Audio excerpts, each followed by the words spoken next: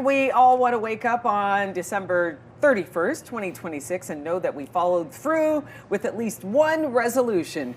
And with a few simple steps, that can be possible. Joining us today is Mark Rouleau from Doyle Selewski. Good morning to you, Good Mark. Good morning and Happy New Year. Happy New Year to you, too. We're talking about 5 financial resolutions for 2026. The most popular ones, right? We all want to get healthier. So you're talking about physical health, mental health, financial health. So those are the top 3. They come back all the time for a good reason, because it's good to be healthier. Absolutely. So why not make good financial resolutions for 26? And we're just 5 days in. People say, well, it's too late. It's not too late. It's never too late. No, that's and so that true. feeling, I love that intro, because the December 31st, 2026, 12 months from now, that's your target. It's a long way away. So let's try to make it simple so we can actually get there. Let's put some stuff in place now. Okay. So make sure we feel really good in December. Okay, so you got 5 resolutions for us. So let's get to the first one here. Prioritize stability over perfection. Perfection has to be my least favorite word. There's no such thing.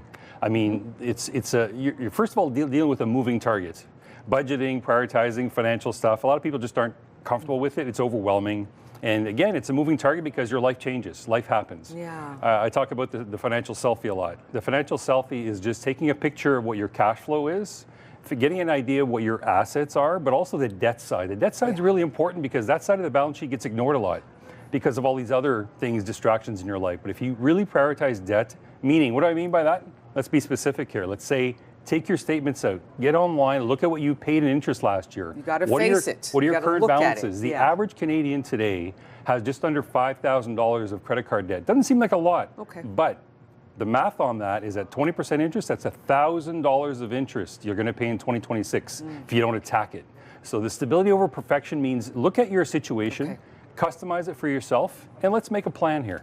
Okay. Yeah. Next up, what do we have here? Build breathing room. Even small steps count. Right. So go back to that example. So you're looking at a $5,000 debt. Let's take that. The average Canadian has that credit card debt.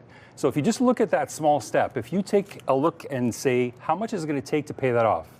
With interest over the year, because you still have interest to pay, let's say it's about $6,000 total, right? So that's $500 a month. The math is simple. 6,000 divided by 12. I love simple math. $500 a month. Yes. So look at your cash flows. Can I afford this? Because if I get that paid off in December 2026, and I've got no interest to pay, the $1,000, I'm going to give you another good comparative.